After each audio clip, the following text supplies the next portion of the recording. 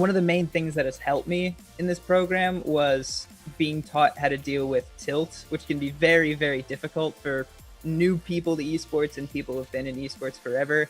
I am a very fired up person. I talk a lot. I have a lot of energy all the time. So I would get tilted at Overwatch very, very easily, and that would affect my performance, which is not a good thing in anything, but especially in esports that that's such a common problem. ALW specifically and Tony were the ones who really helped me with that because they're the Overwatch coaches and they've been dealing with it for a lot longer than I have. And that has actually helped me be able to perform my best in ranked and allowed me to climb a lot better, and I also enjoy the game a lot more because that's if you're following esports Twitter, you notice that people get tired of playing their game because it can happen. You play your game like 8 hours a day for months on end. It can get tiring, but the less tilted I would get at the game, I would notice the more enjoyment I would have with it, as well as starting to do better, which is a really nice thing to have been taught.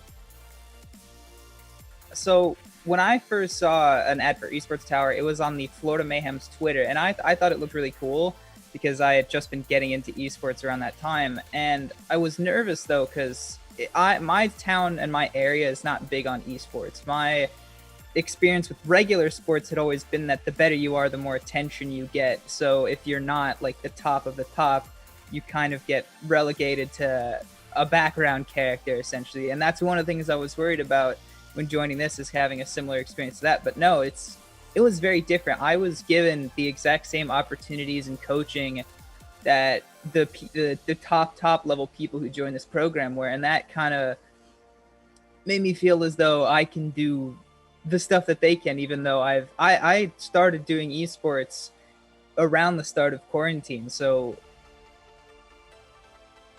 having these programs that are targeted very specifically at high schoolers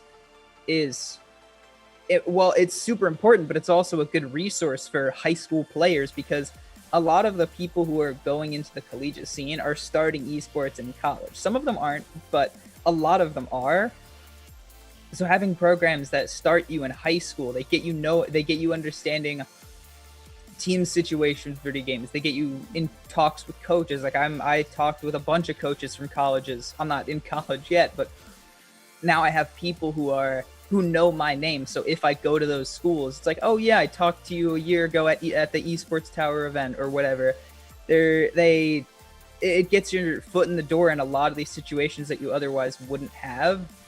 So your chances of being able to make it to that Overwatch League team that you want to, and for other sports, it's the same story. I'm talking from personal experience, but it applies to Valorant, Fortnite, Rocket League, everything. It's a really good resource to have, especially for people like me who are in these areas where esports isn't big. I talked to my school counselor. I'm the only student at my high school who is doing any sort of esports stuff. So it's really a good thing to have since it's not in many high schools yet. Back a few years ago when I first started thinking esports was cool, back before I wanted to do it, but when I was first enjoying it, my parents I actually kind of have to start earlier. So back before I even started playing Overwatch, I wanted to get it because all my friends had gotten it. And my mom was very against any sort of shooter video game at the time.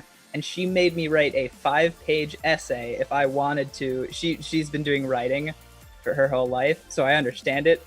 So she made me write that over the course of a summer, and that helped get me really invested in Overwatch. So that's why I really love this game, because I had to put in work to get it. But after I got it, I was playing with my friends for a while, and then the Overwatch League started in 2017. And the grand finals of that first season were in New York City.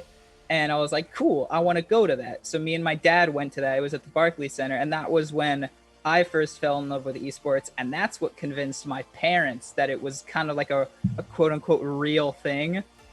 Was my dad going out to a stadium that he had seen like basketball games and hockey games in, seeing it packed with people watching people play a video game, because he's a very traditional sports kind of guy.